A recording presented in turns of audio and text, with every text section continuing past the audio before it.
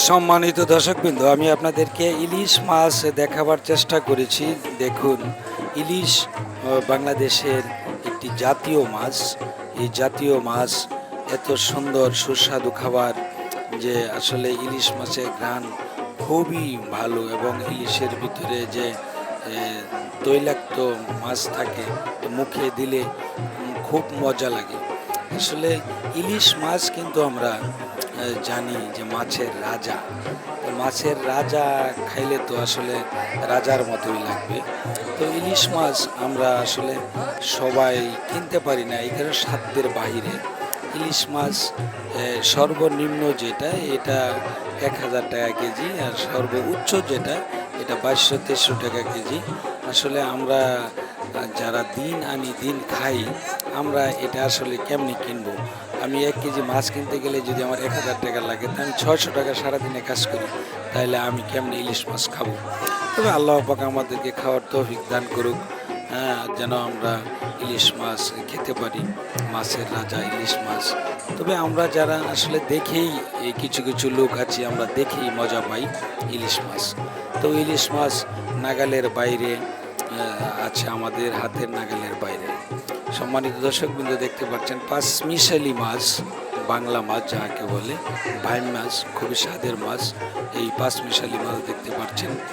এবার দেখতে পাচ্ছেন যে বাংলা মাছ যাকে বলে আর কি, সেই বাংলা মাছ, যেমন মাছে ভাতে বাঙালি, সেই মাছে ভাতে বাঙালির দৃশ্য আপনাদের দেখাবার চেষ্টা করছি। দেখেন, এটা সবারই সুপরিচিত মাছ।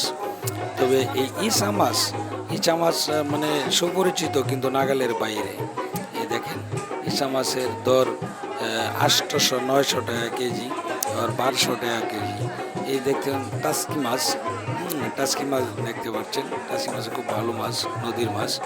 এই দেখতে পাচ্ছেন বিভিন্ন ধরনের যে মাছগুলো আছে, সেই মাছগুলা আপনাদেরকে দেখাবার চেষ্টা করছি এই কারণেই যে আসলে এখনও দেশের ভিতরে পাঁচমিশালি মাছ এখনও পাওয়া যায়। এই সেই মাছগুলো, যেই মাছের জন্য বলা হয়েছে যে মাছে ভাতে বাঙালি। দেখতে পাচ্ছেন কই মাছ, এবার দেখতে পাচ্ছেন শিং মাছ, আসলে যে মাছ খেলে শরীরে রক্ত হয়। এবার দেখতে পাচ্ছেন বোয়াল মাছ, আসলে বোয়াল মাছ হলো নদীর মাছ এবং হাওরের মাছ। সেই নদী হাওরের মাছগুলো আসলে আমরা সবাই কিনে খেতে পারি না, এই কারণে যে আমাদের নাগালের বাইরে থাকে। তবে আল্লাহ পাক আমাদেরকে দান করুক খাওয়ার জন্য। এবার দেখতে পাচ্ছেন ইলিশ মাছ, আসলে ইলিশ আগেও আপনাদেরকে দেখিয়েছি, ইলিশ মাছ ১৪০০ টাকা কেজি। কেমনি কিনবো, কেমনি খাবো? তবে আল্লাহ পাক কেনার তৌফিক দান করুক, আর আমরা যারা দেখি স্বাদ পাই, আল্লাহ পাক আমাদেরকে দেখারও তৌফিক দান করুক। এই প্রাকৃতিক মাছ, নদী সমুদ্রর মাছ, নদীর না, এটা সমুদ্রের মাছ। সম্মানিত দর্শকবৃন্দ, এই যে দেখেন বোয়াল মাছ, বোয়াল মাছ দেখতে পাচ্ছেন, কত বড় বোয়াল মাছ, অনেক বড়। বাংলা মাছের সাথে দেখতে পাচ্ছেন। এবার দেখতে পাচ্ছেন যে পাঁচমিশালি মাছ, এই ইচা মাছ, যে মাছগুলা খুবই সুস্বাদু। এখন এই গলদা চিংড়ি যাকে বলে, এই গুলশা, এটা দেখতেছেন গুলশা, মানে ট্যাংরা মাছের ভিতরে যেটা হয়, এটা গুলশা মাছ বলা হয়। দেখতে পাচ্ছেন। তো সবাই যার তার সাধ্য মতো চেষ্টা করি আমরা কিনে খাওয়ার জন্য। শরীর ঠিক, মন ঠিক, দুনিয়া ঠিক, তাই আমরা খাবার চেষ্টা করব যাদের সাধ্য অনুযায়ী। এটা আমাদের আসলে কুলায় না, সেটা তো আমরা কিনতে পারবো না। এটা হলো চিকরা মাছ। এই চিকরা মাছ খুবই সুস্বাদু মাছ, আমরা চেষ্টা করব খাওয়ার জন্য।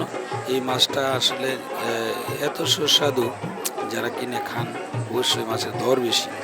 এই যে ইলিশ মাছ, আমরা আসলে এই যে কথায় আছে যে মাছের রাজা হলো ইলিশ, সেই মাছের রাজা দেখাবার চেষ্টা করলাম আপনাদেরকে।